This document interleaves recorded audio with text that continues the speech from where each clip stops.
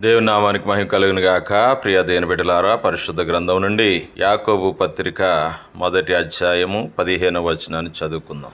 దురాశ గర్భము ధరించి పాపమును కనగా పాపము పరిపక్వమై మరణమును కనును. నా ప్రియ సహోదర సహోదరి, ఈ భూమి మీద మనుషులతో పాటు అనేక రకాలైన జీవరాశులు జీవిస్తూ ఉన్నాయి. వాటిలో మనకు కనిపించే పక్షులు, జంతువులు కొన్ని కనిపించవు, కొన్ని కనిపిస్తాయి. వాటికి ఆహారం తప్ప ఇంకేం అవసరం లేదు. ఆకలైనప్పుడు తప్ప ఆహారం గురించి ఆలోచన చేయవు.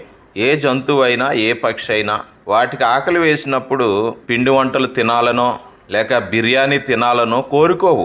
మాంసం తినే క్రూర మృగాలైనా సరే వాటికి ఆకలి వేస్తే వాటికి ఏ జంతువు కనిపిస్తే వాటిని చంపి తింటాయి తప్ప నాకు జింక మాంసమే కావాలి లేకపోతే నాకు పలానా జంతు మాంసమే కావాలని భీష్మించుకుని కూర్చోవు. ప్రియ దేవుని బిడ్డలారా, ఈ భూమి మీద మనుషులకు తప్ప మిగతా జీవులకు ఆశలనే ఉండవు.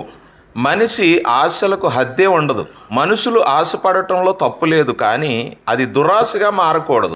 మనం ఆశించినది దేవుని ద్వారానో సక్రమమైన మార్గంలోనూ కాకుండా అక్రమమైన మార్గంలో పొందాలనుకునే ఆ క్రమంలో మనం ఆశించేది ఆత్మ సంబంధమైనది కాక శరీర సంబంధమైనప్పుడు మన ఆశ దురాశగా మారుతుంది. మనకు అవసరం లేని వాటిని ఆశించడం కూడా దురాశే అవుతుంది. దావీదుకు అనేక మంది భార్యలు ఉన్నప్పటికీ దురాశతో ఊరియా భార్యను ఆశించి దేవుని శిక్షకు గురయ్యాడు. అందుకే యాకోబు పత్రిక 1వ అధ్యాయం 14వ వచనంలో ప్రతి వాడును తన స్వకీయమైన దురాశ చేత ఏడవబడి మరలు కొల్పబడిన వాడే శోధింపబడును. నా ప్రియ సహోదర సహోదరి, ఈ లోకాశలు మనల్ని దురాశలో పడేలా చేస్తాయి. దురాశ ద్వారా పాపమును, పాపం ద్వారా మరణమును ప్రాప్తిస్తాయి. ఏదైనా తోటలో ఆదామవ్వలు తినడానికి దేవుడు అనేక రకాలైన పండ్లు ఇచ్చినాడు. దురాశతో దేవుడు తినవద్దని చెప్పిన మంచి చెడ్డల తెలివినిచ్చే పండ్లు తిని మరణాన్ని కొని తెచ్చుకున్నారు.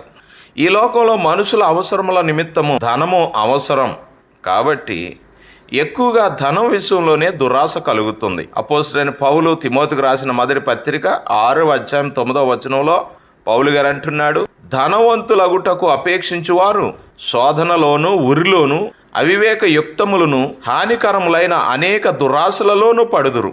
అట్టివి మనుషులను నష్టములోను, నాశనములోను ముంచివేయును. దురాశ వలన అననీయ సప్పేరాలు దేవుని ధనమును ఆశించి మరణముకు లోనయ్యారు. మనము దురాశలో పడకుండా ఉండాలి అంటే ఈ లోక సంబంధమైన ఆశలకు దూరముగా ఉండాలి. మన ఆశ దేవుని మీద ఉంటే ఈ లోక సంబంధమైన ఆశలకు దూరముగా ఉంటాం. 42వ కీర్తన 1వ వచనంలో కోరహు కుమారులు అంటున్నారు, దుప్పి నీటి వాగుల కొరకు ఆశపడినట్లు దేవా నీ కొరకు నా ప్రాణం ఆశపడుచున్నది అని. దావీదు అంటాడు 119వ కీర్తన 174వ వచనంలో, నీ రక్షణ కొరకు నేను మిగులు ఆశపడుచున్నాను. పాపం వలన వచ్చు జీతము మరణము కాబట్టి దాని నుండి తప్పించబడాలి అంటే మనము భక్తిహీనతను, ఇహలోక సంబంధమైన దురాశలను విసర్జించాలి అంటున్నాడు పౌలు గారు. ఆ ప్రియ సహోదర సహోదరి, దేవుని వాక్యం పట్ల, రక్షణ పట్ల ఆశ కలిగి ఉండాలి. దేవుడు మన ప్రతి అవసరంను తీరుస్తాడన్న విశ్వాసం కలిగి ఉంటే ఈ లోక ఆశలకు మనం దూరముగా ఉండగలం. ప్రభువా, ఈ లోకంలో మేము జీవించినంత కాలము దురాశ కలిగి ఉండకుండా నీ వాక్యం పట్ల ఆశ కలిగి జీవించినట్లు నీ కృప అనుగ్రహించు ప్రభువా అని ప్రార్థన చేద్దామా? ఆ విధముగా దేవుడు అటువంటి మనస్సును మనందరికీ అనుగ్రహించి నడిపించునుగాక. ఆమెన్.